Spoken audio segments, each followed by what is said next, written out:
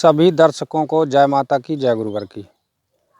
अभी कुछ समय पहले परमहंस योगीराज श्री शक्तिपुत्र जी महाराज द्वारा कहा गया था कि जो कथावाचकों ने भ्रांतियां फैलाई हैं कि माता राधा रानी सृष्टि की रचयिता हैं, तो इस विषय पर मेरा कहना है कि गुरुवर जी ने अगर कहा है तो क्या गलत कहा।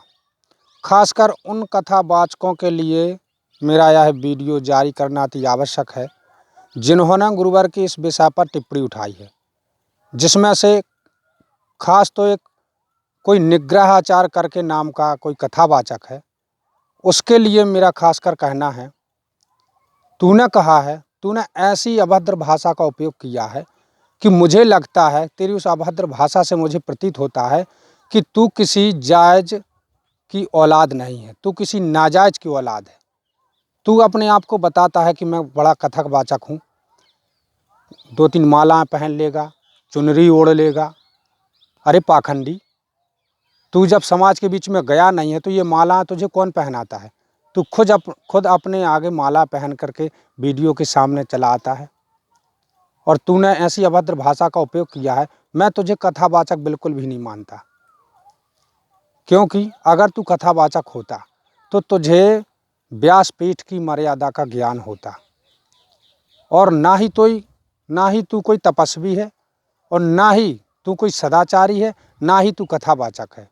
अगर तुझ में ये सब गुण होते, सदाचारी के गुण होते, तपस्वी के गुण होते और तू कथावाचक अगर असली में होता, तो पहले तू श्री शक्तिपुत्र जी महाराज का जीवन परिचय अच्छी तरह से समझ लेता कि ये कौन है। अगर उन्होंने कहा भी है कि राधा रानी जी सृष्टि की रचयिता नहीं है, तो ये तो पूरी दुनिया जानती है कि सृष्टि की रचयिता तो माता भगवती आदि शक्ति जगत जननी जगदम्बा हैं। और ये समस्त जो शक्तियाँ हैं, माता राधा जी हैं, कृष्ण जी हैं, ब्रह्मा विष्णु महादेव जी हैं, महालक्ष्मी जी हैं, महासरस्वती जी हैं, माता काली जी हैं। तो ये सभी माँ भगवती की सहायक शक्तियाँ हैं, ये उनके सभी अंशावतार हैं। माता भगवती ने ही अनेक ब्रह्मांडों की रचना की है। अभी तू कथावाचक बना है, साले मूर्ख गधे की औलाद। तूने कभी क्या दुर्गा सप्तशती का अध्ययन नहीं किया? तुझे पता नहीं है कि उसमें माता भगवती जगत जननी जगदम्बा का क्या व्याख्यान है? उन्होंने उसमें लिखा है दुर्गा सप्तशती में कि माँ जगत जननी दुर्गा अगर चाहें एक पल में करोड़ों ब्रह्मांडों की रचना कर दे। और तू कथावाचक है, तू मोबाइल से शास्त्र की लाइन पढ़ पढ़ के बता रहा है कि यहाँ ये लिखा है, यहाँ वो लिखा है। अरे गधे, हरामखोर, शास्त्र तो एक शराबी भी पढ़ के सुना सकता है। तूने कौन सी तपस्या हासिल की है? कितना बड़ा तू तपस्वी है? तेरे पास 1% की कोई आध्यात्मिक शक्ति नहीं है। पहले तो गुरुवर को अच्छी तरह से समझ ले।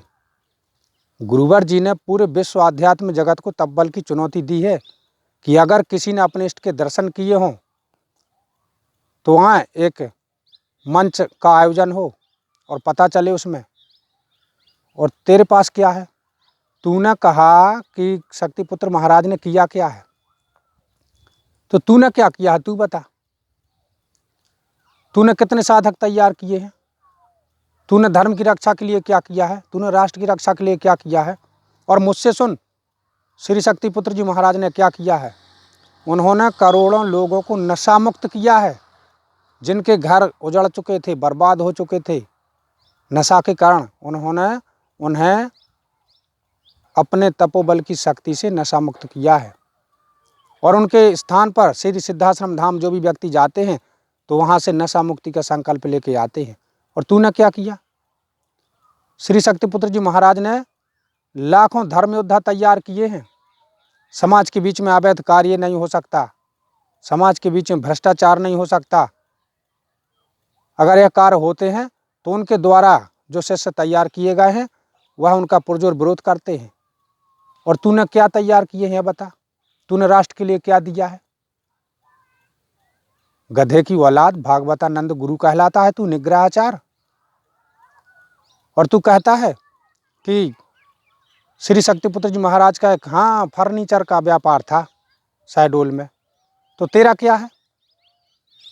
अगर कोई अपने पुरुषार्थ से अपना जीवन यापन करता है तो उसमें क्या बुराई है।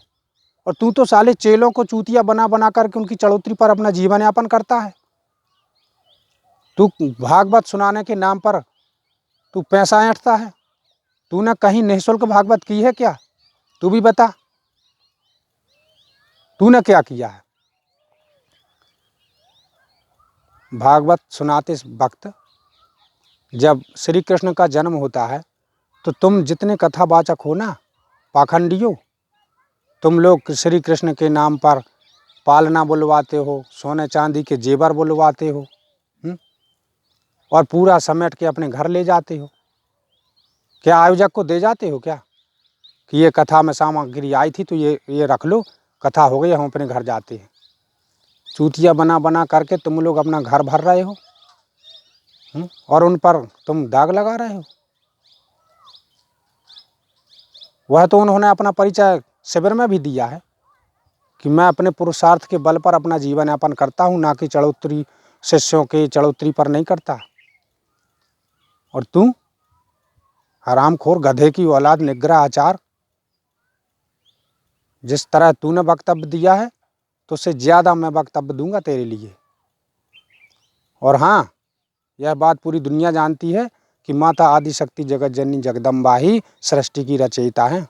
एक बार दुर्गा सप्तशती का अध्ययन कर लेना अच्छे से। शास्त्र रटना कोई बड़ी बात नहीं है, शास्त्र तो कोई भी रट सकता है, पर आत्म ग्रंथ का अध्ययन करना सबसे बड़ी बात है। तूने अपने जीवन में कौन सा अष्टांग योग का पालन किया? अगर तूने इन सब अष्टांग योग का पालन किया होता तो तुझे जरूर आभास हो जाता कि ये कौन है। जिनके अंदर थोड़ी सी भी तब्बल की शक्ति है ना, उन्हें आभास हो जाता है। हमारे द्वारा अगर कोई आगे कार्य गलत होता है तो अगर जो व्यक्ति चैतन्य होता है तो उसकी शरीर की एक एक नाड़ी उसको इंगित करती है